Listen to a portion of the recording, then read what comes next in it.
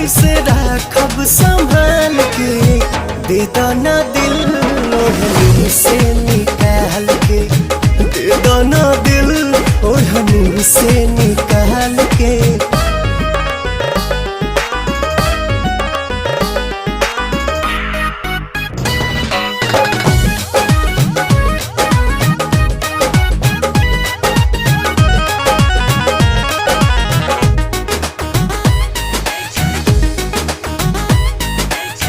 सोचल सपनमा के तू ही बाड़ू रानी,